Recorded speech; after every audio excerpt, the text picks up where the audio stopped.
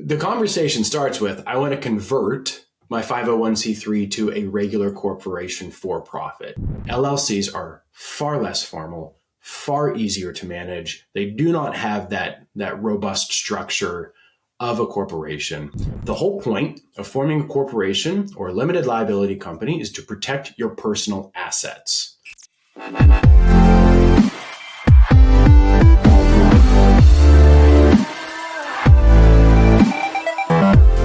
Welcome to another episode of the Cheer Biz podcast. I am here with part 2 with Matt Becker, and today we're talking about a question that he's gotten from a number of gym owners, and I know I've talked to gym owners about on consultation calls with NextGen, which is you're running a nonprofit cheer gym, and you want to switch to being a for-profit cheer gym, and there are some legal considerations that you need to take. And so Matt's going to give us a little bit of advice on kind of how that process works and what you should be doing. So, Matt, welcome back. Thank you.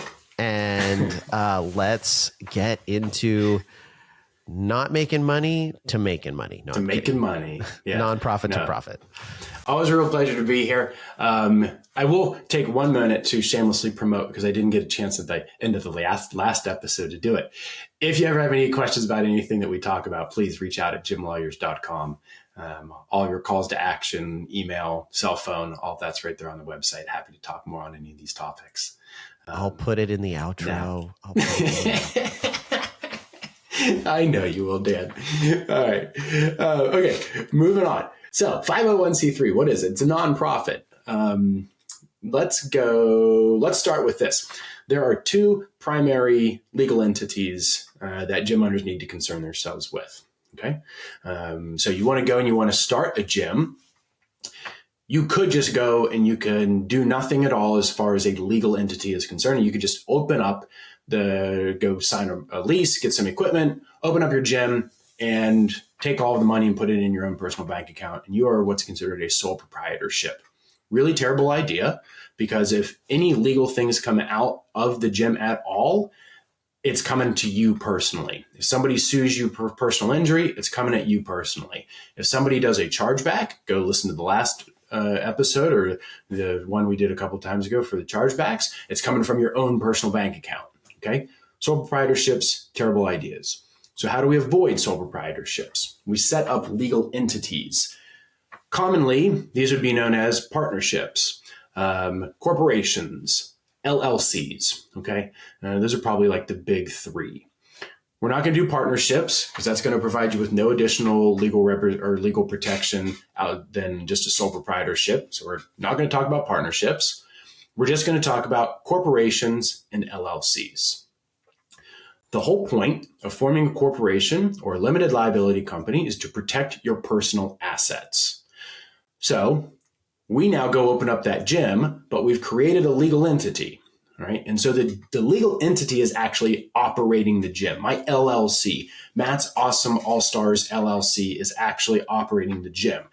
Now that lawsuit comes at me, it's actually going against my LLC, and my personal money, for all intents and purposes, is protected. Okay. Nothing is ever that black and white in the law, but for ease of explanation. All right. From here, let's talk about corporations. There are 2 types of corporations generally that we can set up: nonprofits or for-profits. Okay. Nonprofits, most people know as 501c3s. Right? That's just the common way of knowing it. All right. Cheer industry and gymnastics, in some sense, is really big in their 501c3s for their nonprofits. Long time ago, they would start the gym as nonprofit. Okay, it was a way in order to try to get people to give the gym money so that they could tell the members, oh, look, you're donating to a nonprofit, so you can get a tax break off of that. And then there's certain tax advantages to running a 501c3. It doesn't really work that way anymore. It's sort of like the IRS has kind of figured this out. It's not the best way to do it. Okay. Because of that, more and more gym owners who have been doing this for years are now getting into the situation where it's like, okay, I don't want to operate my 501c3 as my primary gym anymore. I want to convert it to a for-profit. Okay. And that's what I think, what you guys are hearing a lot at Next Gen and what a few of the gym owners reach out to us about. Okay. One of the things that I've talked to people about as they've done this is I talked to one gym owner and she was like, I really, really love what I do with my 501c3. It allows us to provide for kids who couldn't normally afford to do cheerleading. We're able to get grants. We're able to do these kind of things, And I believe this particular owner was focused on kind of youth sideline cheerleading. And then they competed some, but not really the all-star side. And I had said, maybe there's a strategy to still keep your 501c3 running and providing that amazing service while you also, maybe you pass the baton to a board, right? You've created this thing and pass it on. And then now you get to run your for-profit and the 501c3 might practice in your facility. They might rent some space or do some things like that. But again, I don't know 501c3s, so I don't know if I fully gave her legal advice. You gave her fine advice. So the conversation starts with, I want to convert my 501c3 to a regular corporation for profit. You can do that.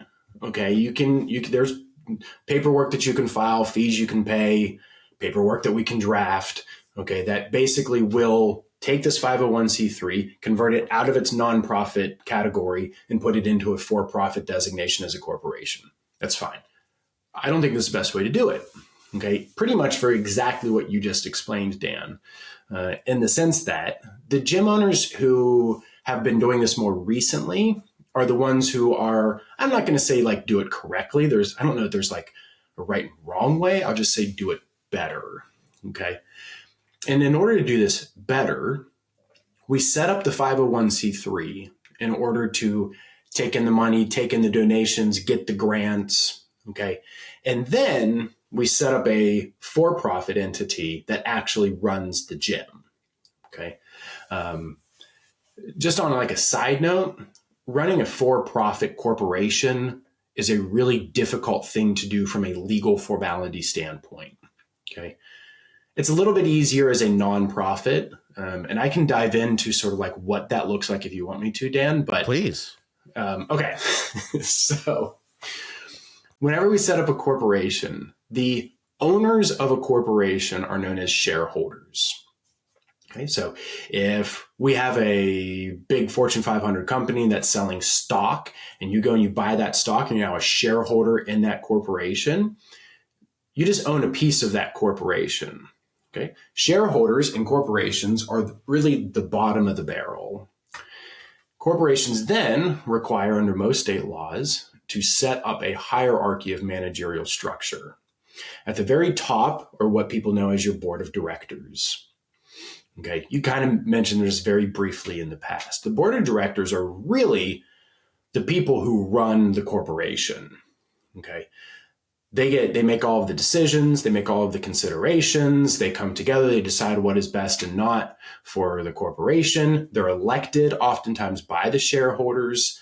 Okay, it's kind of like if you would like your Congress. Okay, they make all of the decisions.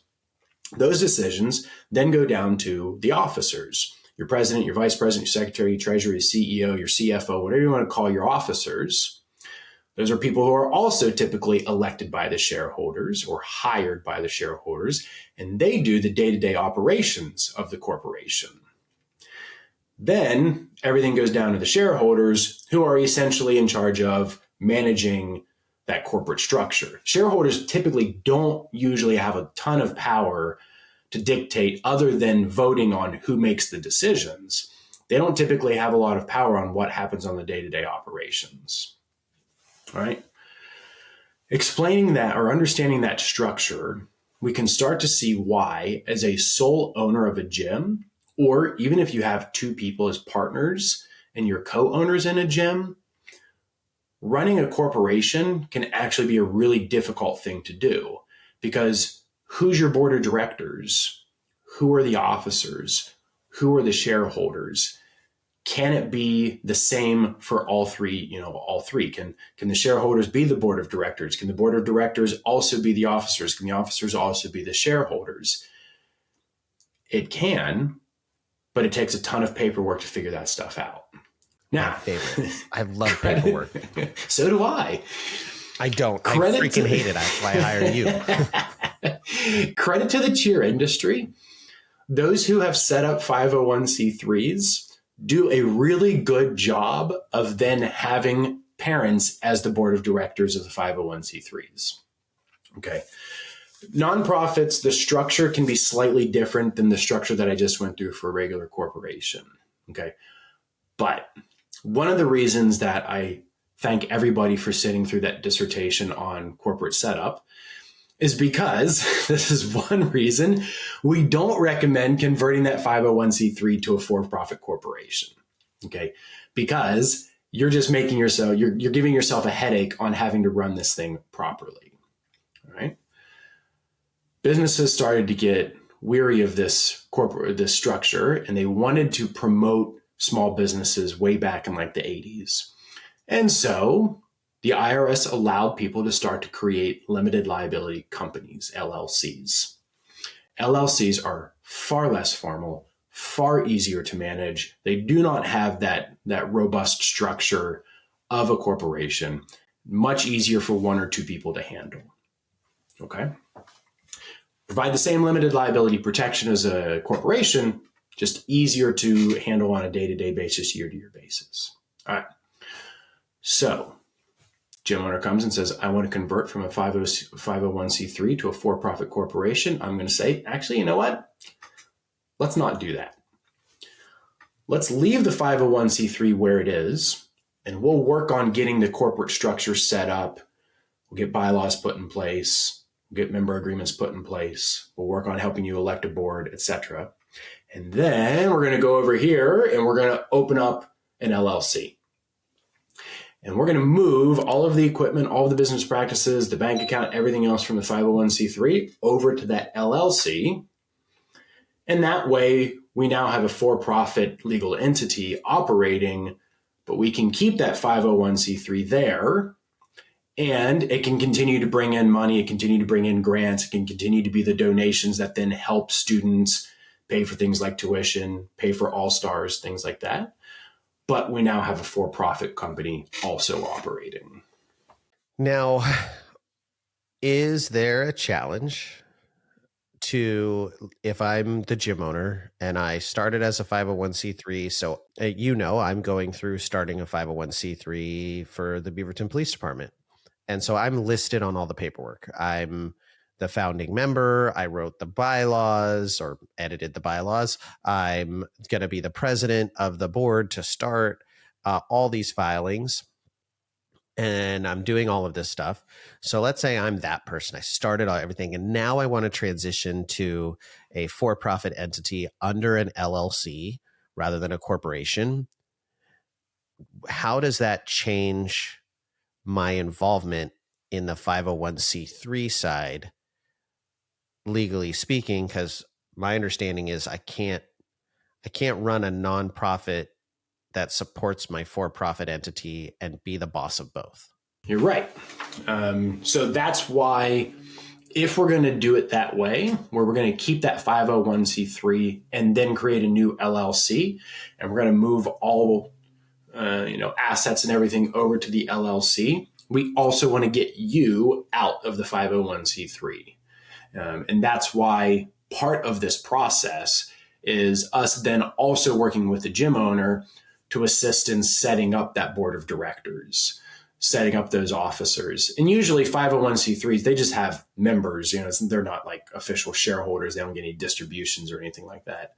So the structure is a little bit easier, but that's part of this whole conversion process is, there are a lot of cheer owners and gym owners just across the board. This isn't unique to the cheer industry, who say, oh yeah, I have a corporation, to which I say, why did you set up a corporation? And they say, I don't know, my accountant did it like 10 years ago. Okay. that's fine. And then we just have to have the laborious conversation of, great, your accountant set it up, but you got no legal documentation. You have no corporate documentation in here whatsoever. So we have to go back and like reset up the corporation anyway. So part of this conversion process is just making sure that we then move that gym owner out of the 501c3, bring in a board in order to manage and make the decisions about who gets to donate and how those donations then get used. And you, the gym owner, are now just the primary person over here in the LLC. Now, what if I want to start my for-profit LLC, but I also don't want parents to just be in charge and make whatever decisions they want on the 501c3 because I don't think they're smart enough. And so I want to still control both. Yeah. And then that's something that I'm going to say is potentially a state to state operation or a state to state statutory issue that I would want to look in before I would ever give some sort of a blanket answer. Initially, like, it's not a good idea, don't do it. But if you do really want to do it, okay, call me, tell me what state you're in, hire us to do all the research, and I'll tell you whether or not that's going to be copacetic, because from a general standpoint, it's not. I was asking a loaded question, but it's something I hear a lot, and I understand because there's so much effort that goes into starting a 501c3. It's not easy. And most of you, if you already started it, I'm guessing a lot of you started it without the help of someone like Matt, who really knows what they're doing. So you probably did a lot of research and you filled out a lot of paperwork and you did a lot of groundwork. And I understand that that's sometimes can feel like your baby and your child, and you probably weren't getting paid. That's why you want to start a for-profit entity. Move over to for-profit. That's right. It's been this labor of love and passion. So you don't want to give it up and put it in bad hands, which is why be really strategic with making sure the bylaws are set up in a way where the board is going to be established by people you want to have on it, and they go through a selection process.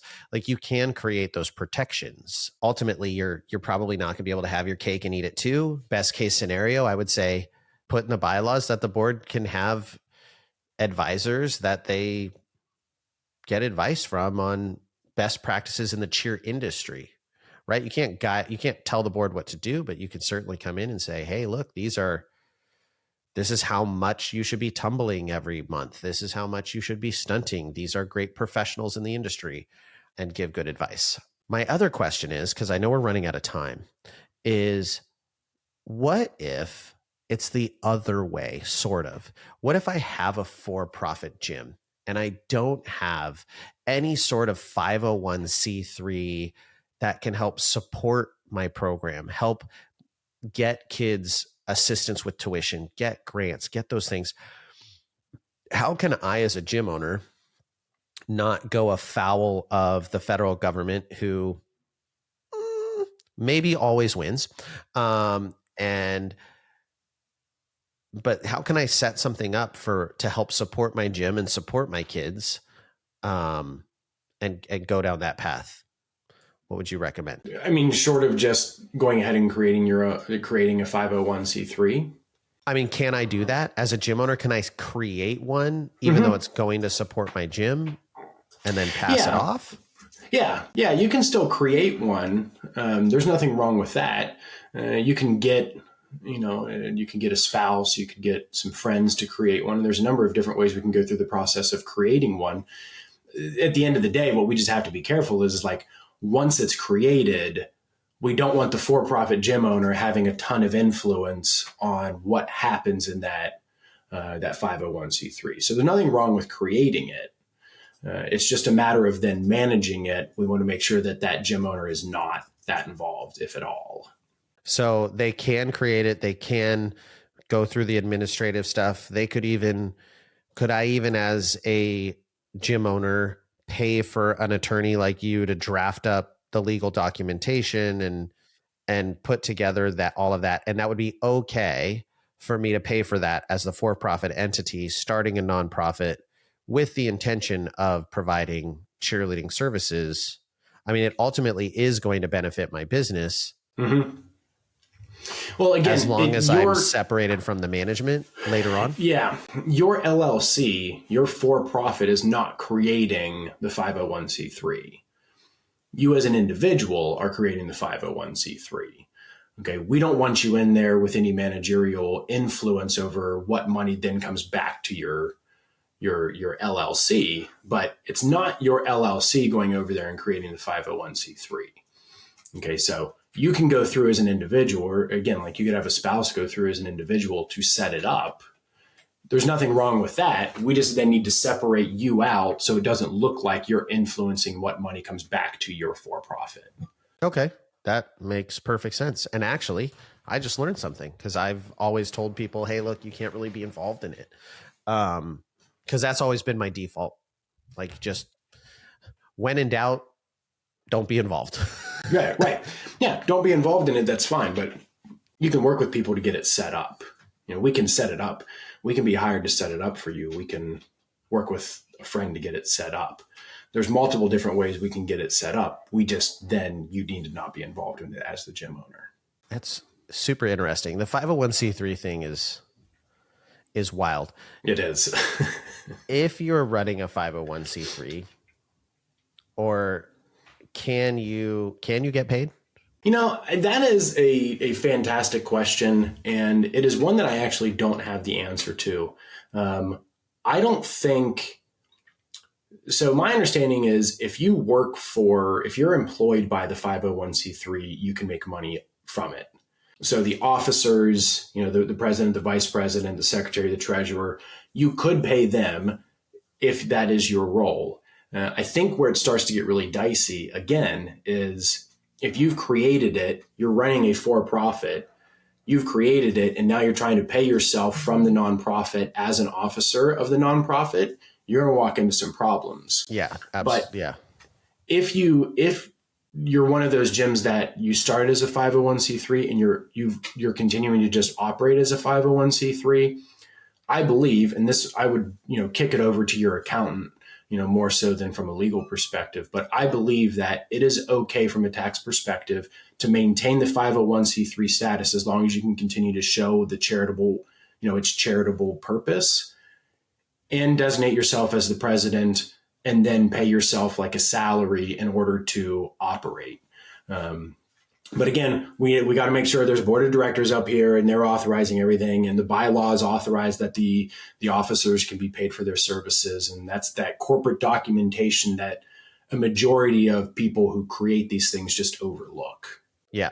And again, sort of loaded question. I kind of knew the answer because I know there are ways to set it up. I'm not saying in every circumstance, because you may have in your bylaws written that no one can be paid or that all funds have to go towards charitable approaches. So you have to be strategic in how that is all written. But just because bylaws were written a certain way doesn't mean they can't be amended. But again, they have to follow the bylaws of, it can be amended annually or right. biannually or however that works. One of the biggest things is I hear people who are like, oh, we're a nonprofit, so none of our coaches get paid. No one gets paid anything. Well, that's not actually, depending on how your bylaws are set up, that's not an immediate, like, if this, then this. If 501c3, no one can receive any payment. That's not a factual statement. You have to look at. So there are ways to pay coaches. There are ways to make a salary running a 501c3, but your drawbacks are, if you want to raise, you've got to go to the board of directors, and then they've got to decide how much more money you're going to get, things like that. Whereas as a LLC, you can establish your net owner benefit. If you have more, you can determine what happens with the profit distributions, how much goes back into the gym, how much goes to the gym owner, how much goes to your coaches as a bonus. You can do all of those things much more swiftly as an LLC. Way less formally, a lot less red tape.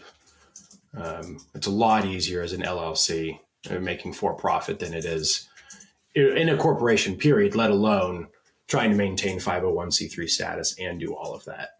Well, I know you are coming up to your next meeting, and I don't want to send you into it without any time to breathe, having given us legal advice for the last hour and a half. Any parting words for the listeners?